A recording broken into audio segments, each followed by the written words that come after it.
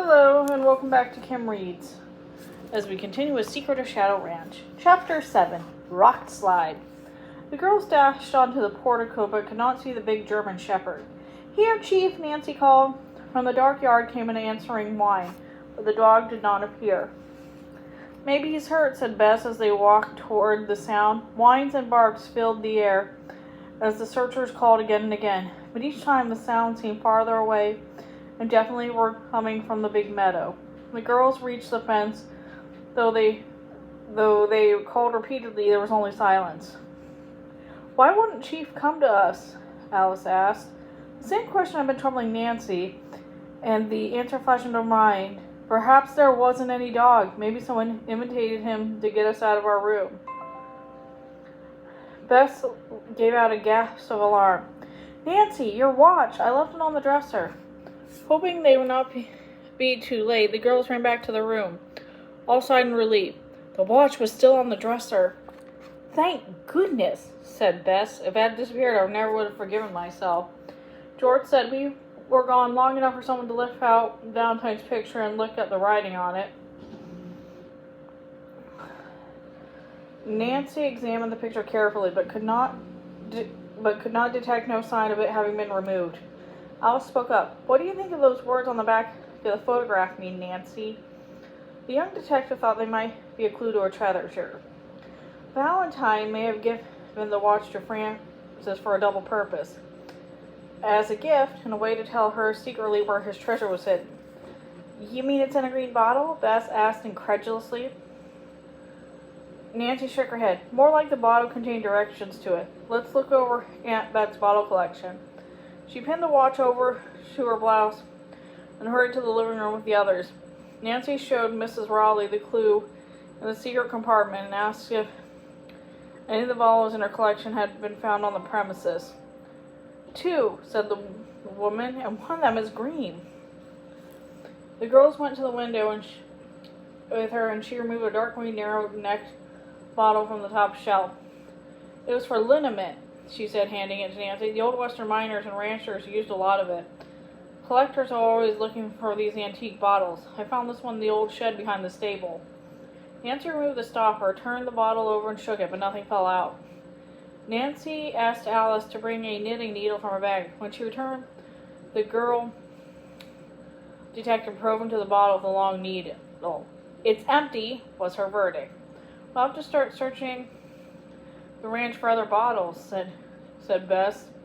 That night, Nancy went to sleep wondering if someone else might be looking for the green bottle. The answer came after breakfast the next morning. She crossed the living room. The green liniment bottle was gone from the window shelf. Nancy searched the other shelves at once, but in vain. It was obvious that the dog mining had been a trick, and someone had read the clue on the back of Valentine's picture. Just then, Dave passed the portico door. Nancy called in and asked what time he had taken guard duty the night before. 8 o'clock to midnight, he replied. "Why?" "Just wondering, did you hear a dog whine in the yard or see anyone?" Dave had heard the dog, but seen no one. When he had reached the yard, there had been no sign of the animal. "Again, why?" The cowboy regarded Nancy quizzically. "It was a trick to get someone outside so someone could snoop in my room," Nancy replied. She looked straight in the eye, and he met her gaze without flinching. "I think you're right," he said, and added, "Be careful, Nancy. You're on dangerous ground." He turned and walked away. Was it a threat or a well-meaning warning? Nancy could not make up her mind. Although Dave was gruff, Nancy liked his straightforward manner. "I must tell Aunt Bet about this," the young sleuth thought. The ranch woman and her nieces were disturbed to hear about the missing bottle, but Mrs. Raleigh commented with a smile, "The thief must have hated himself for his trouble when he found out there was nothing in the bottle." "That's right," Bess agreed, "but he'll go on looking for green bottles, and he'll just maybe find the right one before Nancy does." Her detective friend grinned. "Let's not give him a chance." As the girls changed to riding togs, Aunt Bess told them of a ghost town on Shadow Mountain. "It's possible Mr. Bursey lives there," she said. "You might go to it first, then circle around, and on the way back visit the cabin where you think the dog is." She drew a map, then warned, "Be back by sundown. Mountain trails are treacherous after dark." Nancy took her pocket compass and the girls picked up the lunch Mrs. Thurman had packed for them, and then they hurried to the stable.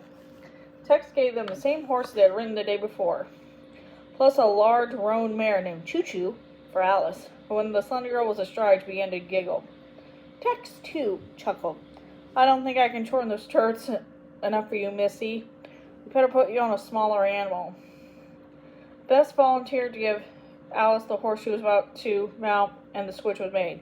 Choo-Choo's a perfectly good trail animal, Tex said. Only thing is she's no river horse. I'll remember, said Bess. With Nancy in the lead, the riders cut across the big meadow at a gallop and started up the mountain trail. Nancy followed Aunt Bet's map, and after a long, hot climb, the girls sighted a group of weather-beaten frame buildings clinging to the slope above. As they rode into the streets of the ghost town, they were struck by the silence and bleached look of the saggy buildings.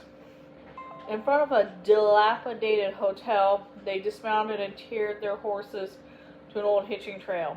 And as they stopped onto the board sidewalk, Alice exclaimed sharply, Look! In front of her lay a crushed blue crayon. It's a pastel. Nancy dropped to her knees and examined the colored powder. This is fresh, she said with excitement. It hasn't been scattered by wind or mixed with dust. Beyond the vivid splotch, she saw smaller traces of blue and followed them swiftly to the end of the street. Below her, on the Rocky Mountains, she saw two men running. In a moment, they disappeared into a cluster of large boulders. Alice and the others dashed up behind Nancy, just too late to see them. Though the girls watched, the men did not reappear. I just know one of them was my father, Alice moaned. They must have dropped the crayon. Oh, Nancy, why do you suppose they ran away? Do you think he's a captive? I don't know yet, Nancy replied, but I mean to find out. Come on, let's search the town, George urged. Let's see if there's any sign of an artist living here. If he is, he'll come back. Alice agreed, and the four separated in order to cover the ground more quickly. Nancy picked a tall house perched precariously halfway up the slope. She entered cautiously and found the first floor room bare. Gingerly, she climbed the rickety stairs. In front of the room, she found only a broken brass bedstead. Casually, she looked out the window. On the ground was the shadow of a man with a big hat. Apparently, he was standing around the corner of the building. Nancy ran to another window and saw the shadow moving forward. She hurried to the back of the building and looked out onto a steep rocky slope. Suddenly, among the big boulders on the hillside, she spotted the figure in a black 10-gallon hat. He was climbing upward. Nancy's heart pounded. Was he the man from Tumbleweed? Did he know she was in the building? It was, as she suspected, he was part of the plot at Shadow Ranch. He may have come here to ambush the girls. Perhaps I can turn the tables and find out what he's up to, she said to herself. But Nancy realized she might be cornered in the old building, and she knew she must get out. Quickly, she started down the shaky stairs. Suddenly, there came a rumble, growing louder. For an instant, Nancy thought it was thunder, and then paused when she realized it was the truth. A rockslide! She cried out, but the words were lost in a roar as the entire building was jolted from its foundation. And that's the end of that chapter. See you later.